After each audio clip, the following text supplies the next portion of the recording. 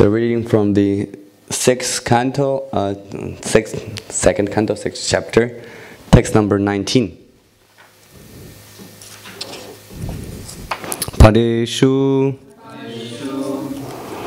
in the 1/4, sarva, all, bhūtāni, living entity, puṁsaḥ, of the Supreme Person, sthiti-pado, the reservoir of all material opulence, viduḥ, one should know, amṛtaṁ, deathlessness, kṣemam, all happiness, free from the anxiety of old age, diseases, etc. Abhayaṁ, fearlessness, tri-mūrdhno, beyond the higher planetary systems, dhāyi, exist, mūrdhasu, beyond the material coverings. Translation purport by His Divine Grace abhayaṁ Bhaktivedanta Swami Srila Prabhupada ki.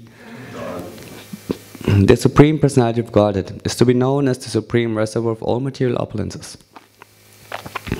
By 1/4 of His energy, in which all living entities exist, deathlessness, fearlessness, and freedom from the anxieties of old age and disease exist in the kingdom of God, which is beyond the 3 higher planetary systems and beyond the material coverings. Purport.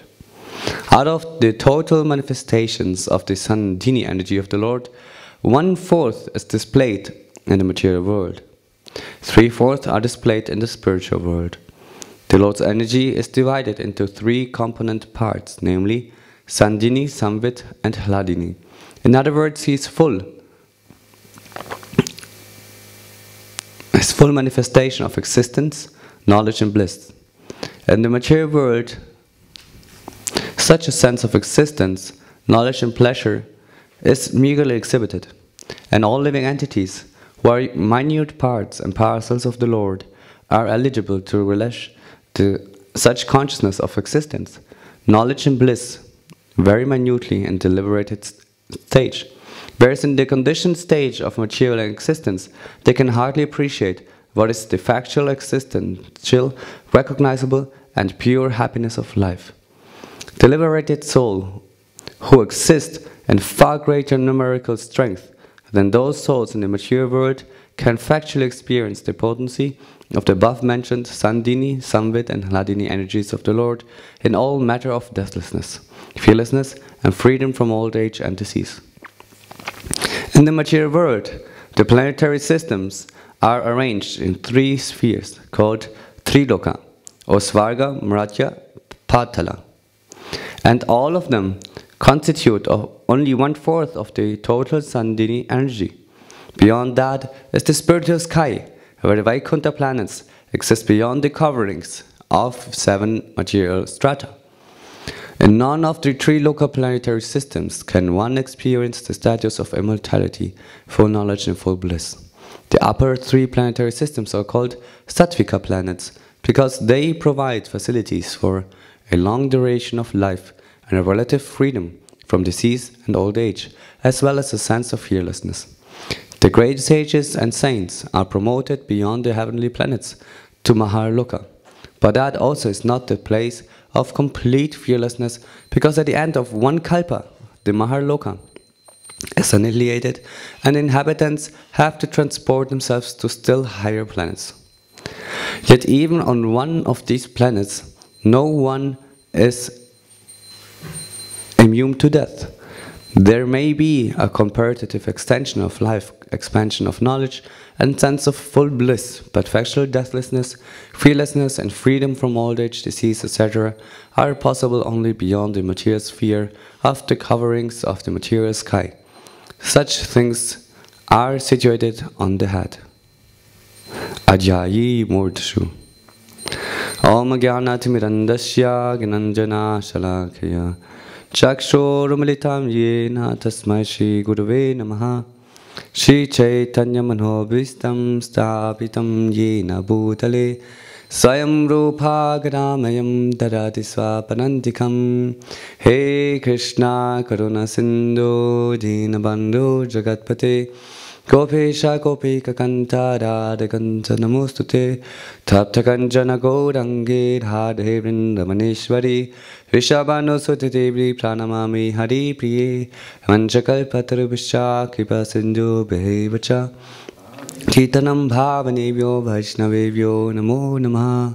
I beg from all of you the blessings to be able to speak on the Srimad Bhagavatam. Oh, the senior devotees like Mother Jiva and Prabhu has come, great Brahman. That we now offer my respectful obeisances to my spiritual master.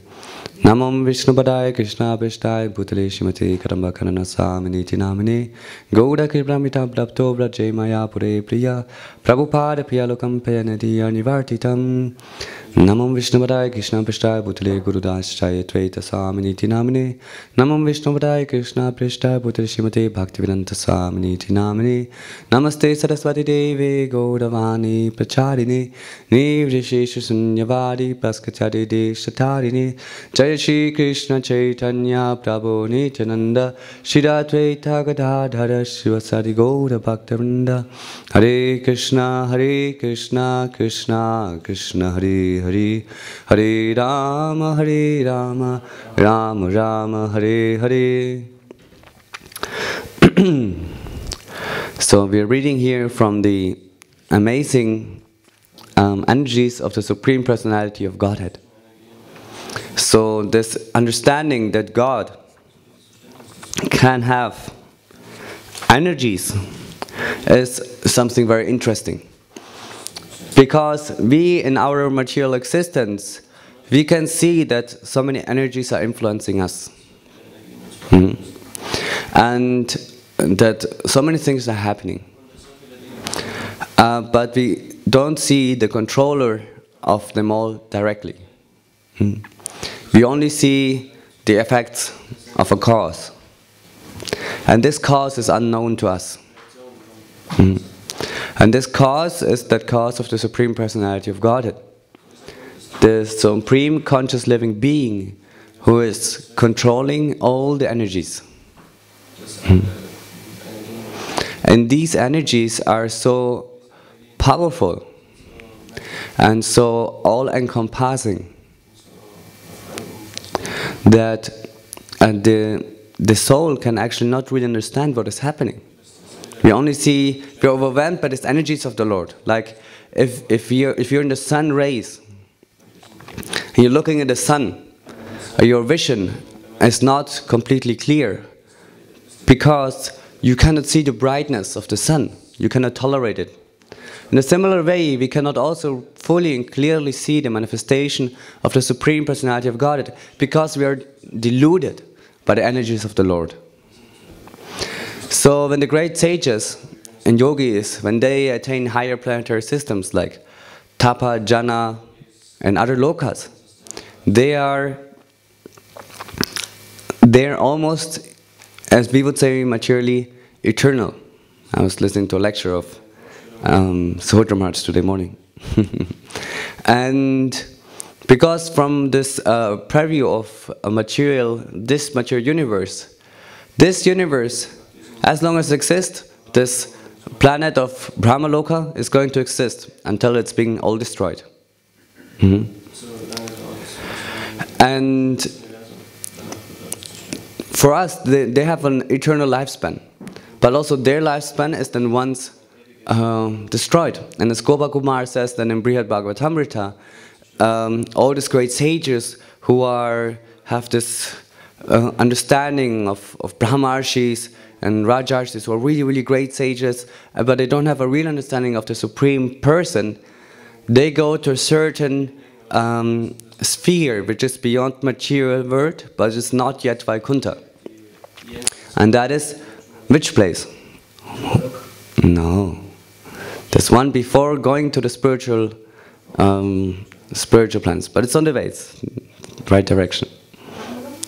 No, if this material universe is destroyed, and those who are living in Brahmaloka, who are very powerful, they have like their bodies actually pure intelligence. They're chanting mantras with most celestial voices, and they're completely pure. It said that they go to Srimad Bhagavatam ki jai. It says before you actually, when you cross all the 7 layers of this material universe, then you come to the Karana ocean, the ocean of all causes. And then is the Viraja river. And then beyond that is the Brahma Jyoti. But before entering actually Vaikuntha, there is somebody waiting. And the Shiva, Sadashiva. And the Sadashiva, that's where they're, that's where the most being one with God is actually coming to existence, where you're actually becoming one with the Ishvara. And in Srimad Bhagavatam it is described how Gop Kumar sees then the Ishvara and is attracted to him and then merges with him, becomes one with God. And then, but it's kind of not right. So then he becomes one, but then he has this desire and his lovable desires for his Ishvara within this oneness. So he's again separated. And he's again attracted, so he becomes again one. And it's again separated, he becomes so full of love. So he kind of, and then it happens again and again until Shiva is personally coming and saying, Gop Kumar, that's not the right place for you. You go to Vaikuntha. That's the place where you need to go. So, and if we are within this material universe, this interesting thing is that we have this great knowledge and understanding that God is a person. The God can have qualities. And these qualities are the most amazing and attractive thing of the devotees to serve and love Krishna. Because he's so amazing. He has all these beautiful attributes, all this beautiful gentleness that is totally stealing our hearts. So when this material universe is being destroyed, it's being destroyed by the 7 Rudras, which are emanating from Ananta. So it's said that Ananta is in Patala, this Rudra is sitting, he's living there, and he is controlling his anger and wrath. He's just controlling it.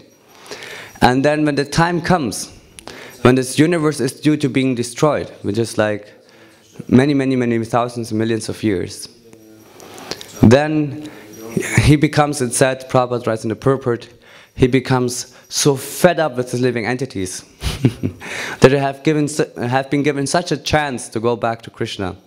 They have been given such a chance to get liberation, but they have not taken this chance. So he becomes so angry and frustrated with his living entities and he devours it all.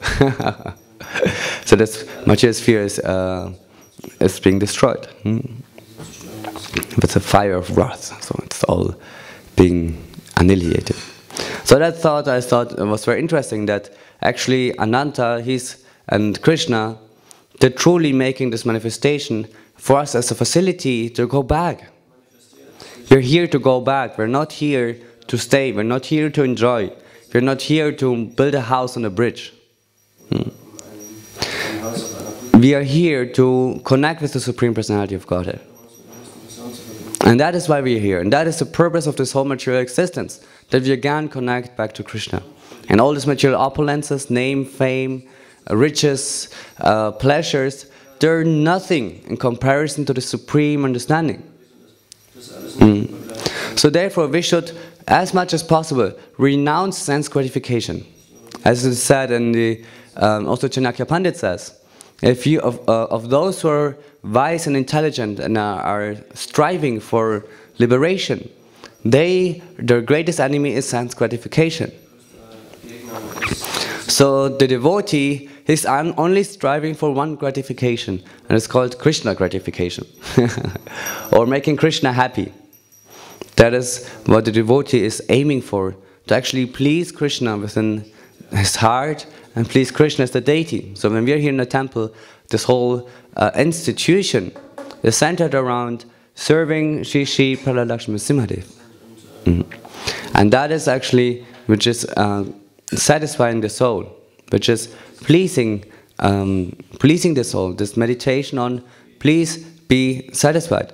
Like also Prahlad Maharaj, he had no other ambition for material opulences, for material power. But what was he praying for? He was praying Swastyastu Kala Vishva Prasidatam. May the whole universe be satisfied. May all the envious persons be pacified. And may all of them be engaged in your loving devotional service.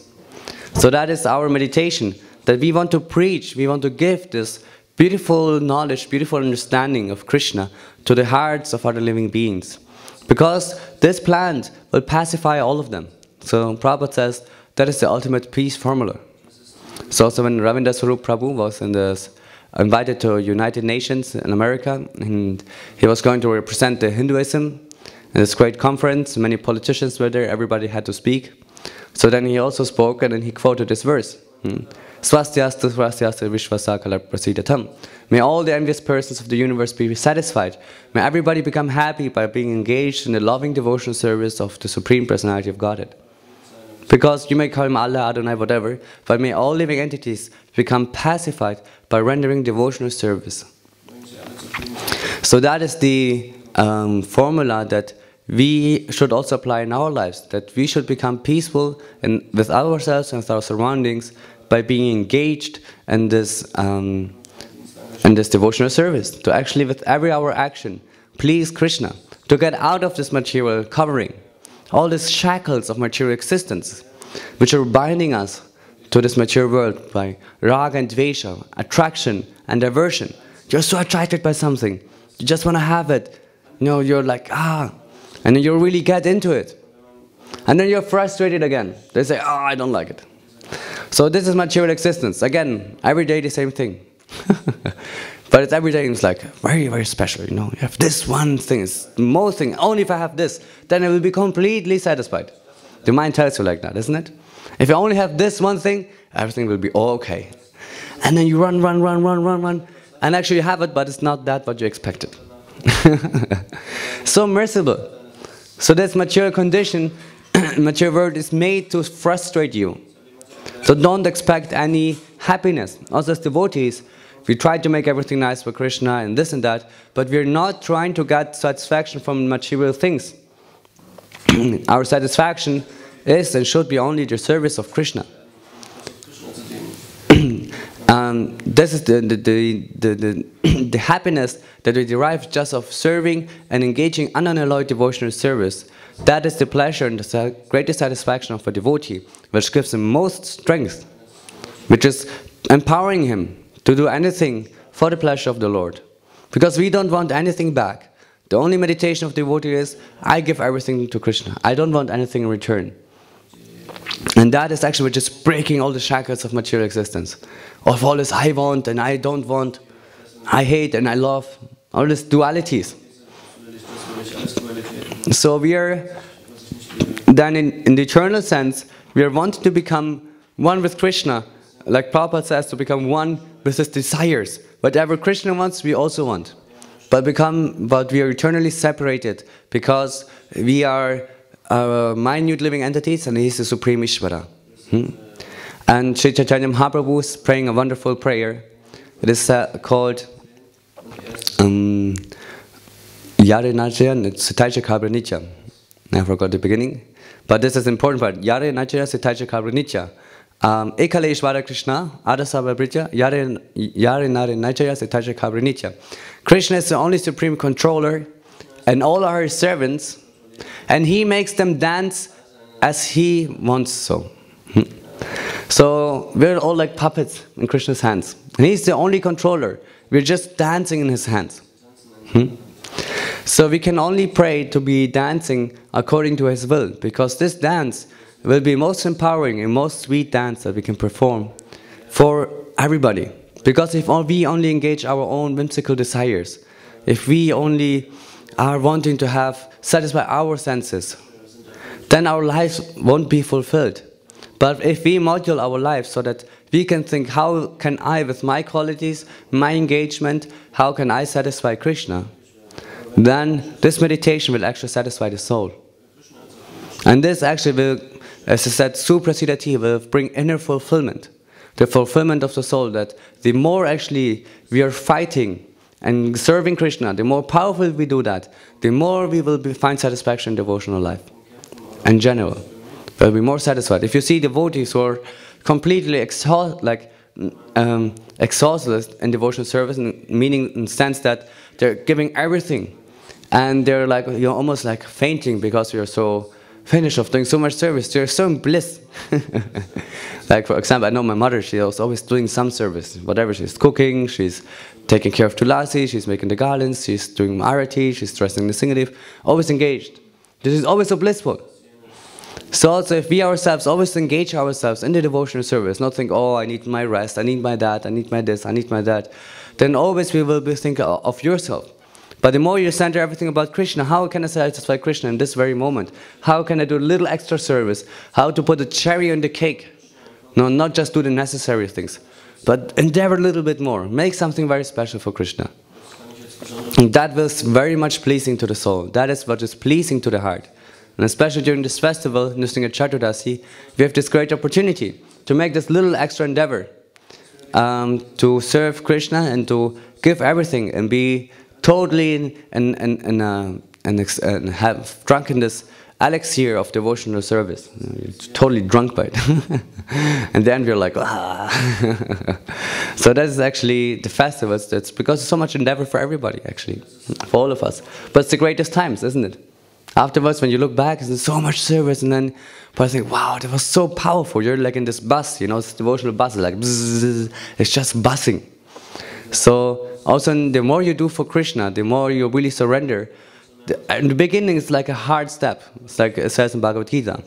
What is good in sattva guna is in the beginning like poison, but it ends like nectar. And material life is the other way around. You think it's so nice, but it becomes so poisonous. It becomes bad, verse, and verse. If you have one thing, you know. Like a very simple example, you have buy a computer, think it's so good. In 2 years, it's so bad already, you want to have another one. Because you have a better computer. Or this all is not functioning anymore. Same things with everything, like whatever you have, in the beginning it's very nice and it becomes very bad. But in spiritual life, it's the other way around. You really endeavor, you fight, and the more you fight, the beginning is like you're fighting over your shadow. But once you have made the step over it, actually this devotional life becomes very relishable. So also because we need to go beyond our limits of our own comfort zone, of our own what is known for us. We do something extra for Krishna. And we must meditate, we can meditate how we can implement that in our daily lives. How we can put some little extra effort, or how we can put Krishna in a very, very nice way that he can unfold himself in our lives. That we can give him, at the end of our lives, we can look back and say, yes, I was acting selflessly. Because all these selfish actions, to have this, to have that, they won't satisfy you, they won't make you happy.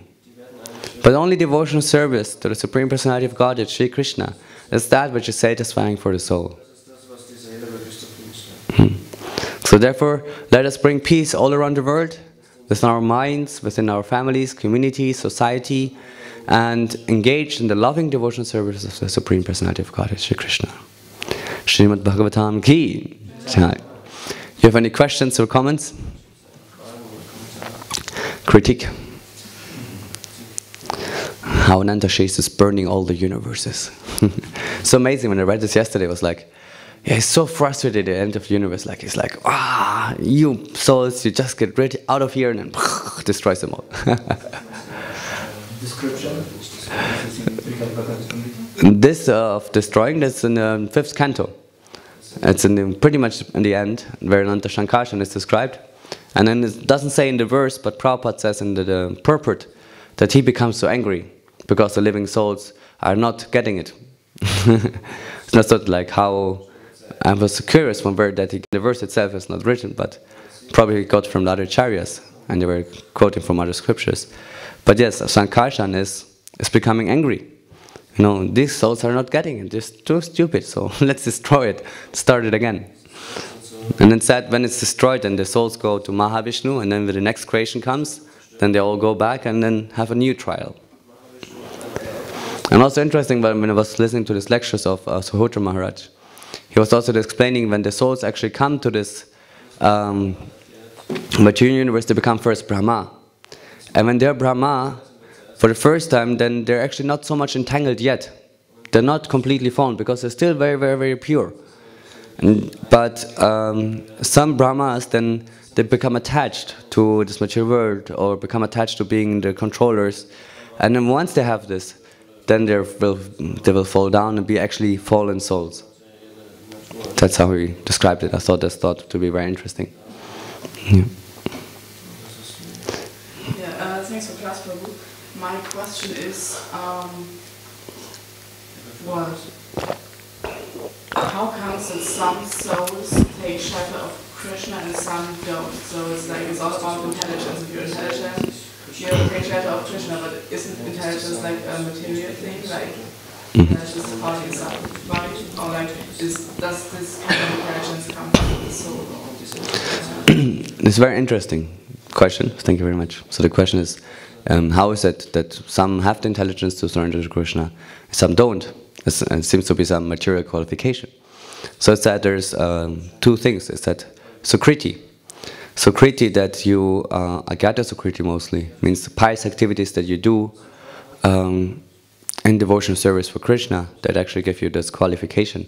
Meaning you chant by accident, oh Hare Krishna, or you praise God accidentally, or you do some pious acts, you do something good for God. And then the more you do these little things, you help a devotee, and the more you do these things, the more you'll have a finer understanding and be able to perceive this knowledge of Krishna. And then the other two qualifications of why we might get this knowledge of Krishna and to understand that actually God is Supreme Lord is by the mercy of a devotee. Actually, Prabhupada, he was asked, how is it that we, so fallen hippies, we could surrender to you? They asked him personally, how is it? He says, yes, I made you fortunate. I made you fortunate. So Prabhupada made us fortunate because he was souls who are liberated and have this power, who are connected with Krishna. They have the power to liberate and pull out the souls from this material energy. Because they're so strong. They're so strong, founded within Krishna. And they can pull them back just by having this intense desire to take back the fallen souls. Which is also very interesting because one can meditate that who is more merciful, Krishna or his devotees? And the conclusion is actually his devotees. They're more, as we say in German, barmherzig or Mitleid. They have more this compassion in the sense that they understand the feelings of the soul, because a living soul can understand the suffering, this pain that the material soul is experiencing. Krishna is supreme, he's full of knowledge, full of bliss. Of course he knows everything, but he cannot suffer so much, like we say in German, Mitleid, compassion. He's suffering with the souls.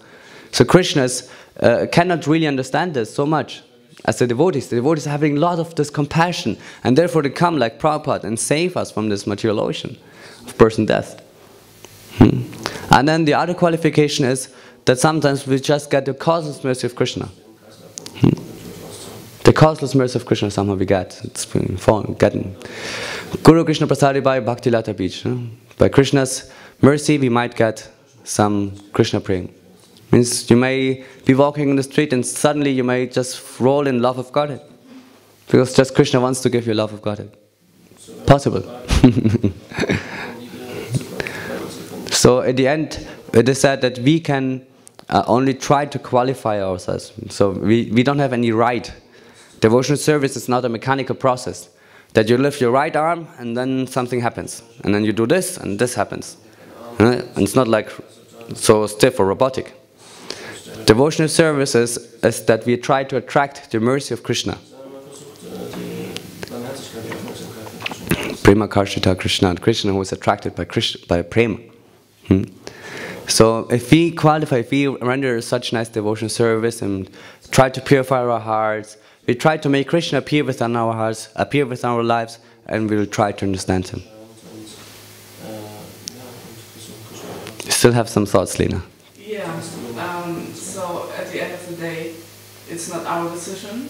It's the decision of the spiritual master if he gives us mercy or not. And the other thing is that we do some service by accident. No, this is Sukriti. One is Sukriti, is you can do good activities in general before coming to know Krishna. You can do consciously or unconsciously, both. You can do something good. You make consciously think, okay, let me try to serve God, because maybe there's something good in it. Also, you may say it in unconscious, agyata, unknown. And this, like it said, like whenever somebody says panorama, he's making advancement, because the word Rama is in it. So whenever they say these Hare Krishnas, then they become also a maximum advancement, or whatever they say. Or like the computer freaks also have lots of RAM in the computers. So they're all making unknown devotional service. So therefore it's good for us if we walk through the streets in a Harinam. We're terrorists, spiritual terrorists. We're making everybody think of Krishna, no, if they want or not. You think, oh, these Hare Krishnas, they're so annoying. Oh, wow, they're so nice. Oh, these people, what are running around? What are they chanting? Are you just curious, listening? So when you're walking through the streets, you're making a revolution. People don't know it. Once, very interestingly, plus especially in East Germany, and they're very atheistic. And one was complaining to us, you guys are really bad. You're a very dangerous sect, because you make people advance and love God even though they don't want to. Even they don't want to, you give them some nice food, but actually only giving the food to start loving Krishna. But he was really serious about it. He was really angry, And I thought, yes, he understood it. He understood it more than me. So it is actually, when we're chanting, when we're giving out food, it's really, everybody's advancing. And he was complaining. His complaint was, you're not giving them a chance to choose by themselves. You're violently imposing it upon themselves. So, but that is our terrorism, which is actually very nice. We're just walking through the streets, Hare Krishna, but they don't know what we're doing. Yes, Hare Krishna. Any other questions or comments? David, liegt ja was auf dem Herzen. Tja, bei dir ist es auch passiert, hm?